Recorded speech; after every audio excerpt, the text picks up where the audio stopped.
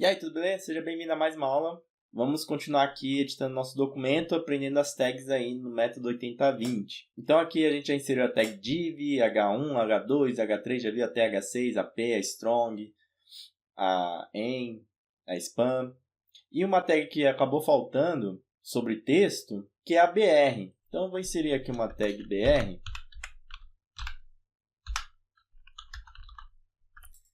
E vou salvar.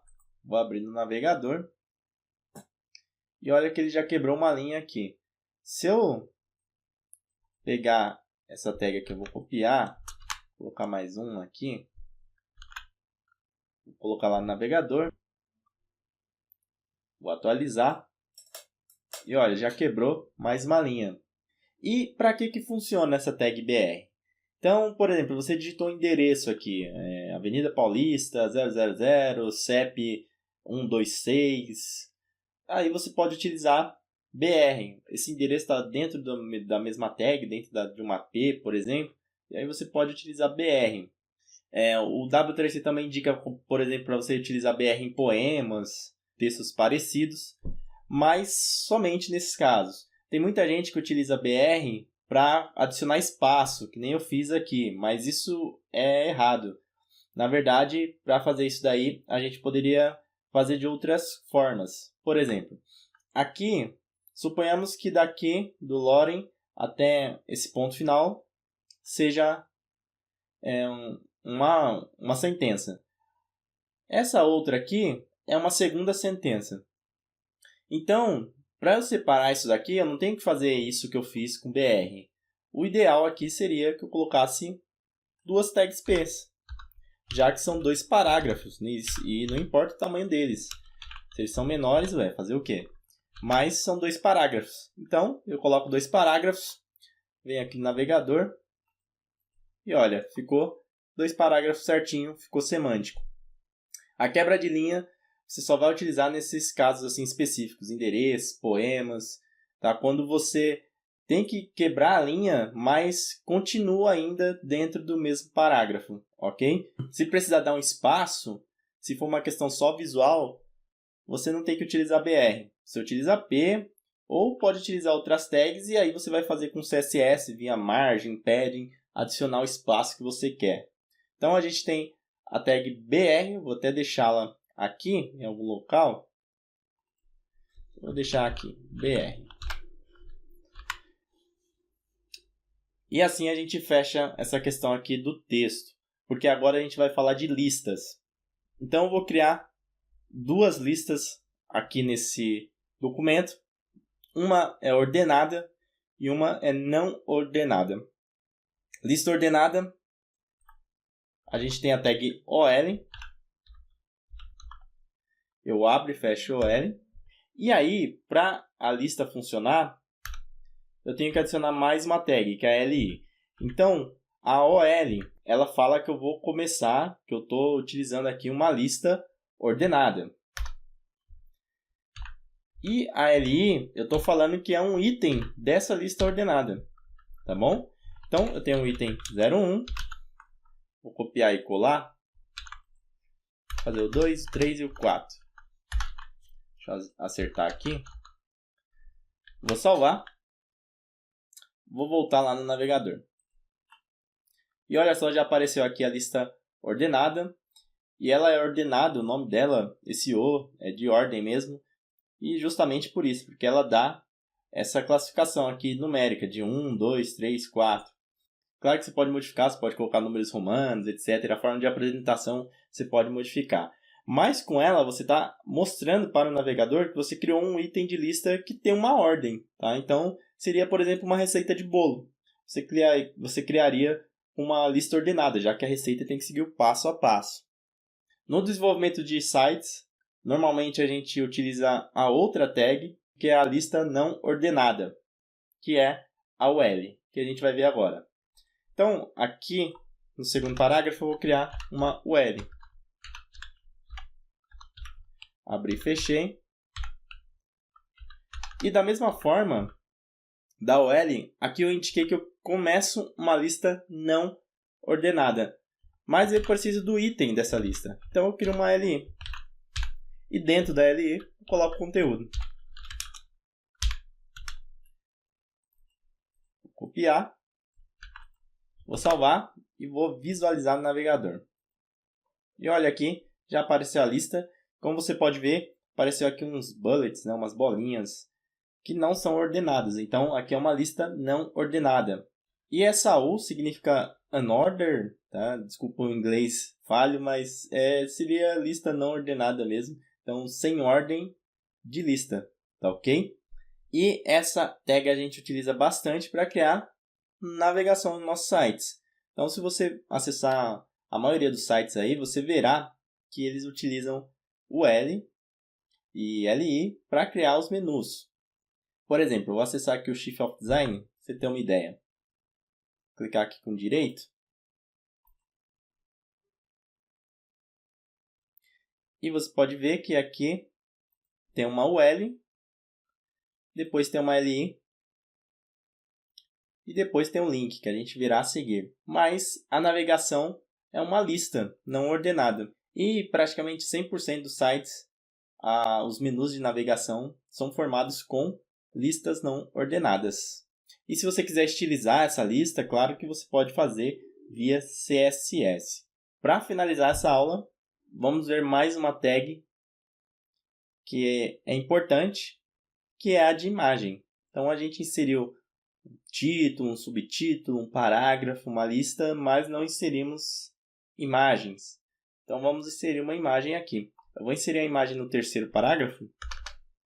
E a tag de imagem é a IMG, claro. Então, eu digito aqui IMG e ele já dá para mim a tag de imagem. A tag de imagem ela tem fechamento próprio, então ela se encerra em si mesma. E a gente tem essa propriedade aqui, esse src, que é o caminho onde a nossa imagem está. Então, aqui a gente vai digitar o caminho da nossa imagem. Se a gente estiver trabalhando em um servidor, a gente vai colocar o caminho absoluto, que é o caminho onde está a imagem no servidor. Que seria, por exemplo, http://shiftofdesign.com.br/ a pastinha onde ele está, por exemplo, pasta imagem, pasta posts e aí depois o nome do arquivo.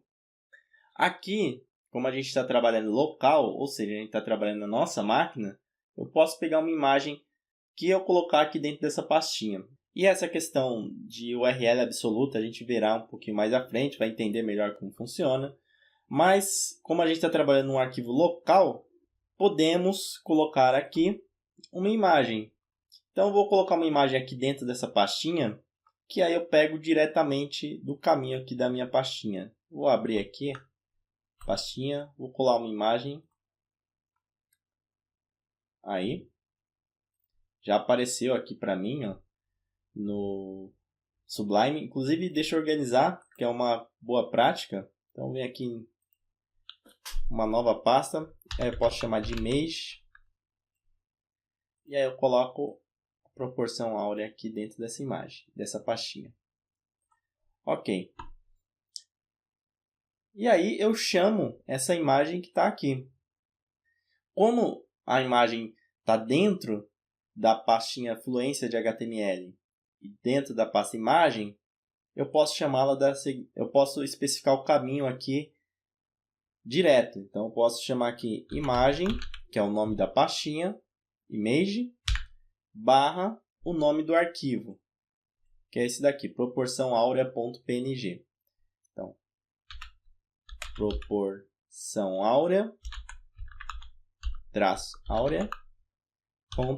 .png. Então, só recapitulando, eu abro a tag imagem, tenho esse src, que é de search, né, de procurar, de pesquisar. Depois, eu tenho o diretório da imagem, na pastinha onde está a imagem, que é a pasta image que eu criei aqui. E eu escrevi dessa forma aqui, porque ela está dentro da mesma pasta do nosso documento HTML, ok? Então, eu apenas direcionei aqui para essa pastinha. Barra o arquivo que está dentro da pastinha, que é proporçãoaurea.png.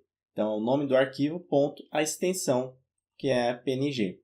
Isso serve para JPEG, GIF, sempre tem que ter a extensão também do arquivo. Clico em salvar e vou ver como está no navegador.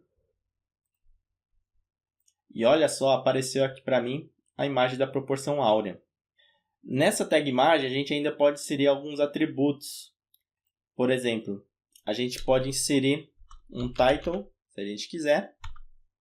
Eu posso colocar aqui proporção áurea.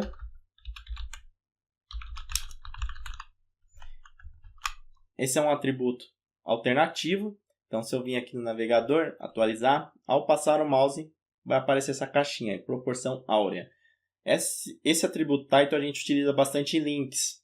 Nas imagens a gente não utiliza tanto, porque tem um outro atributo que é esse é importante aqui dentro da tag imagem e que alguns navegadores ainda até interpretam como um título. Eles conseguem fazer isso daí também, que é a alt. A alt, que vem de texto alternativo, serve para você descrever a imagem. E por que isso daí? Porque quando uma pessoa cega, uma pessoa que não enxerga, que vai acessar o site, ela vai acessar através de leitores de tela. E o leitor de tela vai ler esse alt para ela e vai falar para ela do que se trata. Ele vai falar, olha, isso é uma imagem e a descrição dessa imagem é tal, tal, tal. Então aqui nesse caso eu poderia colocar proporção áurea,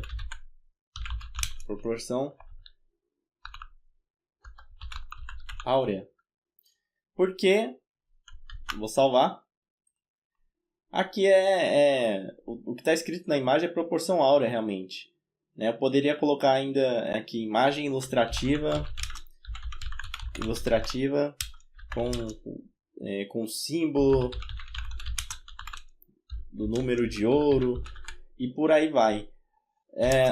O ideal aqui é ser um texto simples e que passe o sentido da imagem, passe o significado da imagem. Essa tag alt é importante, às vezes a gente esquece. A title não é essencial, você pode utilizar se você quiser, mas a alt é sim. Inclusive, até mesmo para indexar seu site melhor, as imagens do seu site melhor. Imagens com tag alt, artigos que contêm essa tag nas suas imagens são melhores indexados pelo Google. Então, você deve utilizá-las. Isso também sem falar que não faz mal para ninguém, né? Esse tipo de atributo. É bem tranquilo, não vai tirar o seu tempo. E só lembrando, no caso da title, caso você mantenha, também é interessante colocar um texto explicativo, né? Alguma observação ali que auxilie no entendimento ou na navegação do site. Tá bom? Além dessas propriedades title e alt, tem outras propriedades como altura e largura. Se eu não especificar nenhuma dessas propriedades, o navegador vai interpretar o tamanho real, tamanho full da imagem. Então, ele não vai mexer, mas eu posso controlar isso, posso especificar. Então, com as propriedades width e height. E é difícil falar esse HT, né, no inglês, mas que é largura e altura. Então, aqui eu posso especificar. Se eu deixar vazio, ele vai pegar o tamanho natural da imagem, mas eu posso colocar aqui, por exemplo, 300 por 100. E aqui o valor é em pixel, claro, mas eu não coloco a propriedade, aqui eu não coloco o px. Então vou salvar e veja que já diminuiu aqui a imagem. Claro que distorceu, porque eu forcei, e do mesmo jeito que eu posso forçar para baixo, eu posso forçar aí para cima, né? Então, por exemplo, 4000 por 1000, e aí ele faz isso daqui com a imagem, ó. Ele vai distorcer a imagem, mas a imagem continua a mesma. Então, o tamanho do carregamento é o mesmo, tá? Apenas ele distorceu a imagem, como se eu estivesse no Photoshop distorcendo a imagem. Então, tem que tomar cuidado com essas duas propriedades. O ideal mesmo é que você já exporte a imagem do tamanho certo, né? E não precise diminuir por aqui. Só se casos eventuais, assim, que dá para você ajustar e fazer aqui algum ajuste que não quebre, né? Que não fique feio. Mas o ideal é que você já exporte do tamanho correto, tá bom? Se você especificar aqui, ele vai seguir o que está aqui. Se você não especificar, ele vai pegar o tamanho original da imagem. Beleza? Então, é isso. Aqui a gente viu a tag de imagem, a gente viu também a tag BR, viu as tags de listas, né? Listas ordenadas, listas não ordenadas e itens de listas. Em seguida, a gente vai continuar com o nosso HTML. Então, eu vou indo nessa. Estuda aí, Galuxo. Forte abraço e até mais. Fui!